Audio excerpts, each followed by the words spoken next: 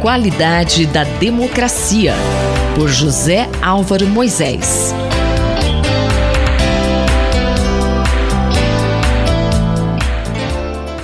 Professor Moisés, qual o tema da coluna hoje? A coluna de hoje aborda um tema que tem sido objeto de grande controvérsia no Brasil, tanto nos meios políticos, jurídicos e também nos meios acadêmicos.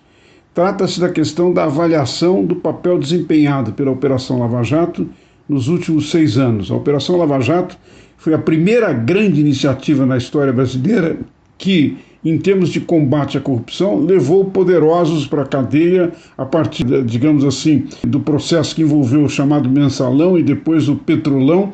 Levou poderosos na cadeia e, num certo sentido, mostrou que seria possível combater a corrupção. Nos próximos dias, na verdade, nesta semana ou na próxima, o Ministério Público Federal terá que tomar a decisão se renova o mandato da Força-Tarefa localizada em Curitiba e algumas outras forças-tarefas que têm em diferentes regiões do país por mais um ano.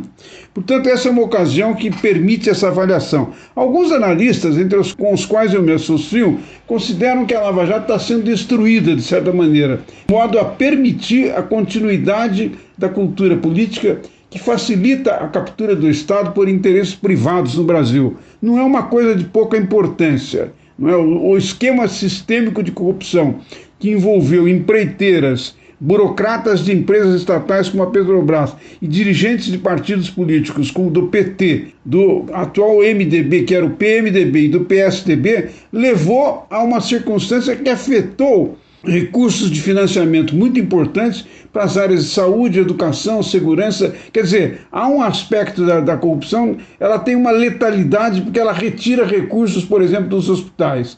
Mas foi a primeira vez, num certo sentido, que isso aconteceu. Evidentemente, erros que devem ter sido cometidos por dirigentes da Força-Tarefa de Curitiba, como o procurador Deltan Dallagnol, ou eventualmente o ex-juiz Sérgio Moro, devem ser corrigidos, devem ser punidos se feriram a Constituição. Mas a questão não é essa. Professor, qual é a questão? Uma avaliação de conjunto da Operação Lava Jato mostra que ela teve resultados muito positivos no sentido de estabelecer, digamos assim, um âmbito segundo o qual é possível controlar e, de alguma maneira, combater a corrupção. Com medidas preventivas, melhor do que com medidas punitivas. Mas, em alguns casos, são necessárias medidas punitivas. Nesse sentido, uma avaliação geral mostra que a operação teve resultados muito positivos, inclusive em termos de recuperação extremamente alta de valores que tinham sido desviados pelo esquema sistêmico de corrupção.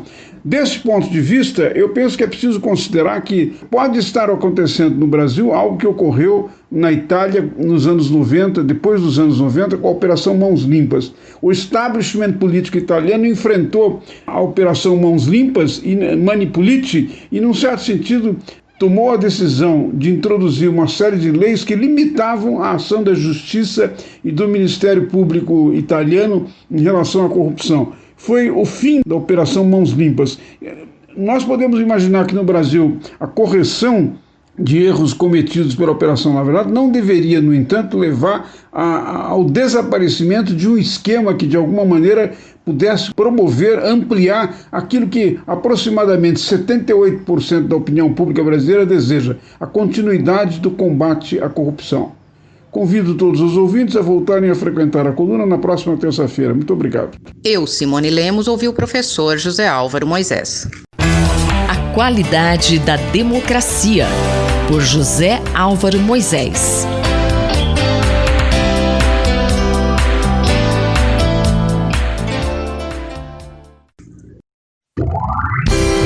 Diplomacia e interesse nacional, pelo embaixador Rubens Barbosa. Você é sempre bem-vindo ao nosso Diplomacia e Interesse Nacional. Tema de hoje, o orçamento para 2021 do governo federal. Embaixador, o Ministério da Ciência e Tecnologia foi um dos mais atingidos pelos cortes no orçamento para 2021. Quais as consequências dessa distorção no momento em que o Brasil mais precisa dos avanços da ciência e tecnologia? O governo federal deve ter tido dificuldades para enviar ao Congresso o orçamento público para 2021. A pandemia gerou problemas de toda a sorte. tirou prioridades, criou prioridades, verbas tiveram que ser limitadas a tetos de gastos, a novos gastos na área da saúde, na área da infraestrutura, enfim, houve uma dificuldade muito grande para a elaboração desse orçamento. No orçamento que foi para o Congresso, nota-se alguns desvios, algumas distorções. Nós estamos na era do conhecimento, na era em que a pesquisa, o desenvolvimento, os avanços na área da informação, da tecnologia, são muito importantes. No projeto de lei orçamentária enviado pelo governo ao Congresso, o Ministério da Ciência, Tecnologia e Inovações foi um dos mais sacrificados. A verba total proposta para o Ministério da Ciência e Tecnologia em 2021 foi de 8 bilhões, queda de quase 32% na comparação com a inicialmente prevista para o ano de 2020, de 11,8 bilhões de reais, quando houve dificuldade para pagar bolsas de pesquisas por órgãos subordinados como o CNPq. Sim, com esse orçamento limitado é possível imaginar algumas distorções importantes. Especialistas que acompanharam a elaboração e agora o envio para o Congresso mostram praticamente o desmonte do sistema de ciência e tecnologia do país. Divergem sobre a possibilidade do montante retirado do Ministério da Ciência e Tecnologia encontrar finalidades semelhantes dentro de orçamento de outros ministérios. As restrições ao Ministério da Ciência e Tecnologia serão ainda maiores devido à reserva de contingência por causa do mecanismo no atual exercício até setembro, que só foram pagos 37% do previsto para as ações do governo. Em 2021, o montante que o governo pretende travar para o Ministério da Ciência e Tecnologia chega a quase 5 bilhões, mais do que 60% do total. Estariam garantidos à pasta da Ciência e Tecnologia, sim, cerca de 3,1 bilhões de reais. Excluídas despesas obrigatórias, como salários, reserva de contingência e valores que dependem de aprovação do Congresso, por quebrarem a regra de ouro do teto, sobrariam 1,5 bilhões para as chamadas despesas discricionárias de custeio e de investimento. É um dos menores orçamentos da década para a ciência e tecnologia. A maior parte do contingenciamento incide sobre o Fundo Nacional de Desenvolvimento Científico e Tecnológico, com expectativas de arrecadação acima de 5 bilhões. Que é alimentado por 14 fundos setoriais, o fundo é gerido por financiadoras pela FINEP, que aplica os recursos em pesquisa e inovação em universidades e empresas. A verba livre desse fundo, que já superou 4 bilhões, caiu seguidamente para 800 em 2019, 600 este ano e aos 510 bilhões para 2021. Para o CNPq, o orçamento manteve na faixa de 1,2 bilhões em 19 e 20, mas cairá para 500 em 21. Essa é a situação da ciência e tecnologia. É muito importante levar isso em conta no momento em que o Brasil precisa da inovação, da pesquisa, da tecnologia. Eu sou o Mário Santi e conversei com o embaixador Rubens Barbosa. Diplomacia e interesse nacional, pelo embaixador Rubens Barbosa.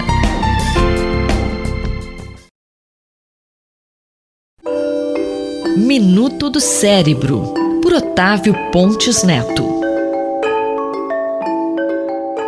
Professor Otávio, algumas pessoas estão com medo daqueles aparelhos que medem a temperatura na testa. Existe mesmo algum risco à saúde? Olha, essa semana viralizou um vídeo em redes sociais aí, divulgando a informação de que A aferição de temperatura através de termômetros com infravermelho na testa poderia estar associada a problemas neurológicos, sobretudo a tumores da glândula pineal e distúrbios do sono. Mas, infelizmente, essa é mais uma das inúmeras fake news que estão sendo divulgadas pelas redes sociais. A aferição de temperatura na testa, através de termômetros de infravermelho, é bastante segura e ela não tem sido associada a manifestações neurológicas ou problemas neurológicos. E nesse momento de pandemia, a aferição de temperatura é mais um dos recursos de triagem de sintomas de Covid-19, né? Importante ressaltar que a pessoa pode ter a temperatura normal e mesmo assim está transmitindo a Covid-19, né? Então não necessariamente ela só transmite quando está com febre, né? Mas o screening, né, de temperatura elevada em locais públicos tem sido utilizado em diversos países do mundo e a aferição através de termômetros na testa é, sem dúvida nenhuma, uma forma mais segura do que a aferição com termômetros na boca ou nas axilas, que seria praticamente inviável e aumentaria o risco de contágio. E qual é a função da glândula pineal? Olha, a glândula pineal é uma pequena glândula do tamanho mais ou menos de um caroço de laranja, que fica localizada bem no centro do cérebro, e ela produz uma substância chamada melatonina, que é uma substância que tem um papel na regulação do ciclo sono-vigília, o ciclo circadiano, né? E além de outros ciclos biológicos, né? Uma série de doenças podem afetar a glândula pineal, né, desde tumores, cistos, né, doenças degenerativas ou vasculares, né, mas não tem nenhuma evidência de que a utilização de termômetros de infravermelho, né, esses comerciais, na testa, tenha qualquer papel na geração ou no surgimento desse tipo de lesão na pineal ou de algum outro distúrbio neurológico. Acho que a principal lição dessa história toda é que a gente tem que ter muito cuidado com o que a gente recebe na internet e em redes sociais, né? Sempre ter o cuidado de checar se essa informação realmente tem fundamentação científica em fontes confiáveis, né? Porque é assustador esse poder de disseminação de informações falsas e muitas vezes que tem um impacto negativo, né, de saúde pública, principalmente nesse nosso tempo de pandemia. Ouvimos o professor Otávio Pontes Neto, da Faculdade de Medicina da USP, em Ribeirão Preto. Rita Estela para a Rádio USP. Minuto do Cérebro, por Otávio Pontes Neto.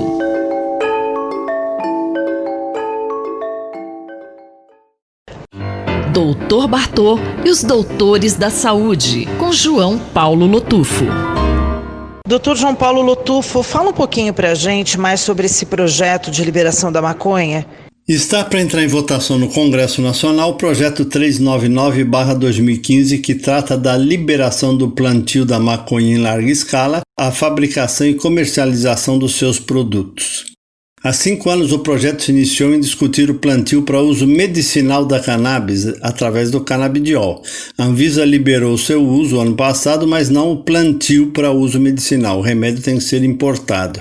Mas o projeto foi modificado para a liberação total do plantio e sua comercialização. Liberando-se as drogas, geralmente ocorre aumento de uso, pois perde-se o medo daquela droga.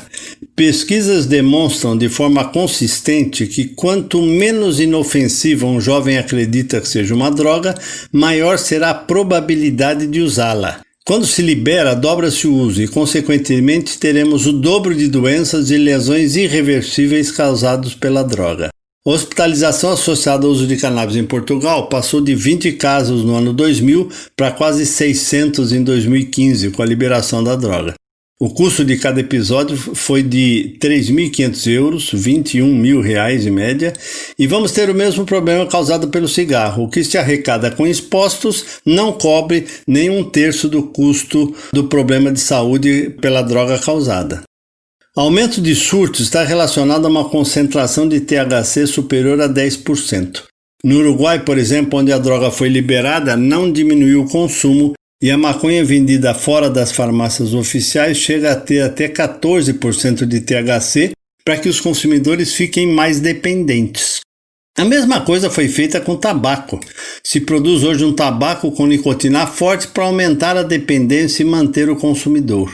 Sabe-se que as políticas públicas de saúde levam em média 20 anos para mudar o mesmo quadro, mesmo quando existem evidências. Foi o que aconteceu com o cigarro. Demoramos 20 anos para diminuir o consumo de 30% da população para 9,3% em maiores de 18 anos. E se dermos o passo errado com a liberação da maconha, levaremos mais 20 anos para retroceder com todos os efeitos maléficos da dependência dessa droga. Dr. Lotufo, o que fazer então? Grupos buscam liberar o uso da maconha no Brasil e seu mercado rentável. O mercado não está interessado naqueles que usariam a maconha recreacionalmente, coisa que não aconselho, pois já atendi convulsões e surtos psicóticos em jovens no início de uso da droga. O mercado está interessado nos possíveis 30% de dependentes que comprariam 90% da maconha vendida. Não estão olhando para a saúde dos nossos filhos ou nossos jovens e nem os problemas do nosso sistema de saúde já bastante sucateado. O projeto Dr. Bartô visa a prevenção do uso de drogas, principalmente evitando o consumo precoce, que é o que vem acontecendo entre nossos jovens. Portanto, se liberarem ou não o plantio e a comercialização, o Dr. Bartô continuará fazendo seu trabalho de aumentar o conhecimento do risco das drogas entre jovens e suas famílias. Esse programa eu dedico à doutora Luciana Rodrigues, que autorizou colocar o link do programa Dr. Bartô, os Doutores da Saúde, da Rádio USP, no site da Sociedade Brasileira de Pediatria que ela preside. E isso nós podemos, então, aconselhar agora 25 mil pediatras associados em relação à questão de drogas. Independente da liberação ou não do plantio e comercialização da droga, jovens, não entrem nessa. A coisa mais importante para fazer. Um grande abraço a todos. Eu sou Sandra Capomatto, você ouviu o Dr. João Paulo Lotufo, pediatra da Universidade de São Paulo, responsável pelo projeto Dr. Bartô. Dr. Bartô e os Doutores da Saúde, com João Paulo Lotufo. Um olhar sobre o mundo, com Alberto do Amaral Júnior. Dr. Alberto do Amaral Júnior, o tema desta semana são as redes sociais e a política. As redes sociais transformaram basicamente aquilo que era denominado de esfera pública e na qual participavam os partidos políticos modernos, a imprensa, os intelectuais e os formadores de opinião pública. As redes sociais deram voz a milhões de pessoas.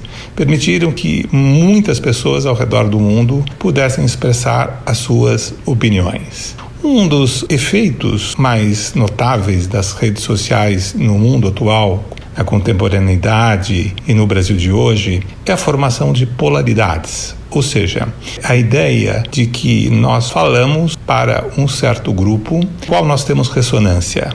Grupo este que compartilha as mesmas opiniões que nós temos, que nos aplaude todas as vezes que nós falamos algo e que esse algo não tem ressonância em um determinado grupo social, nós consequentemente tendemos a ser desaprovados e isso gera um efeito negativo naquele que fala, naquele que procura comunicar-se. Busca atender às expectativas de um grupo muito amplo para obter uma aprovação.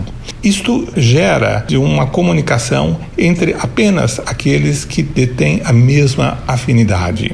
Mas há um outro fato extremamente importante. A ideia de que os grupos que se formam nas redes sociais são grupos antagônicos, que não se veem como compatíveis entre si, que compartilham visões do mundo absolutamente diferentes, que se veem como inimigos. Dr. Alberto do Amaral, quando entra então a política em si?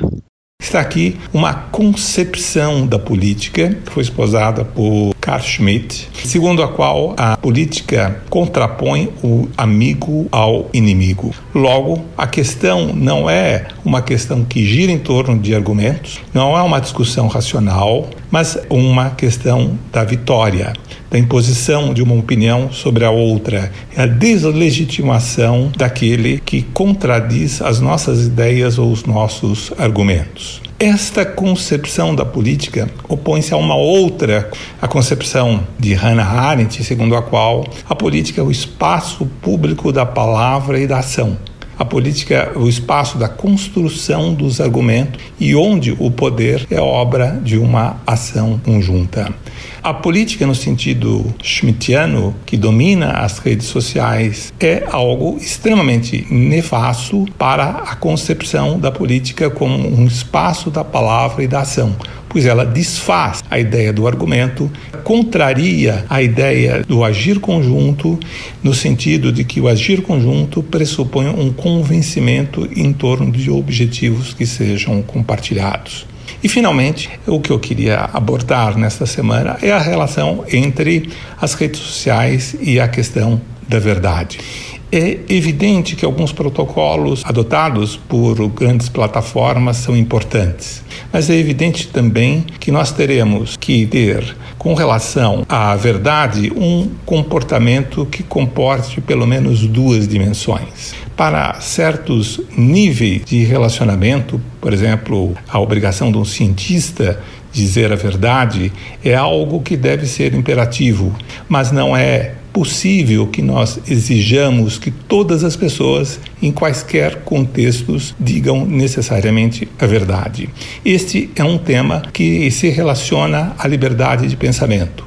A liberdade de pensamento requer a verdade em certas situações como uma base para a ação e requer também a possibilidade de que a verdade não seja o fundamento do discurso, mas de que haja a possibilidade de se argumentar com base naquilo que se diz na esfera pública da palavra e da ação.